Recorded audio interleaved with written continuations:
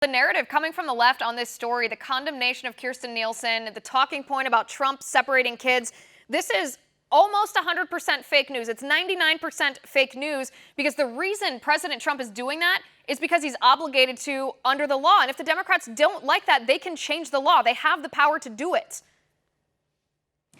That's absolutely right. And actually, this law goes back even further than President Obama. It's been on the books since 1997. It was the result of a court decision under President Clinton. So you were seeing family separations from President Clinton through President Bush, under President Obama, leading up to President Trump, who's dealing with a massive crisis at the border, seeing numbers that were double those in 2014 when President Obama called it a humanitarian crisis. It is now double that. So again, Congress can and has been able to fix this since 1997. They have simply decided not to. They have made themselves irrelevant to this conversation by their refusal to act.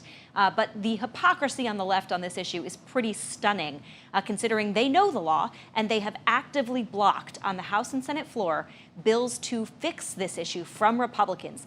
You saw Senator James Lankford from Oklahoma go to the floor in the Senate a couple of months ago and say, look, openly admitted the Democrats just like the politics of ripping families apart on television more than they like actually fixing the policy. Well, sure, there's no other conclusion that you can draw at this point. You know, either they like open borders, they're just doing this to target President Trump.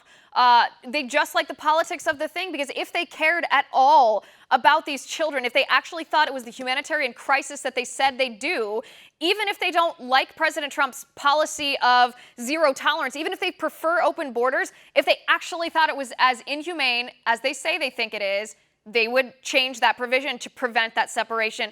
They have an opportunity to do that every single day. Every day that we talk about this, every day we have a show, every day that they're in Washington, D.C., they can do it, and they actively choose not to.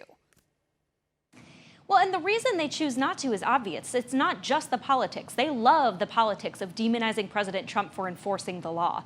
But the second reason they don't want to do it is because of the way the law is written. You either have to detain these families, which means separating them, because as the law states, you cannot hold children for more than 20 days. The opposite of that is you have open borders for families. And that's essentially what the Trump administration is being forced into. And that was the policy under President Obama. So you either have family separation or you have open borders for families. The left wants open borders. They've been very clear about that.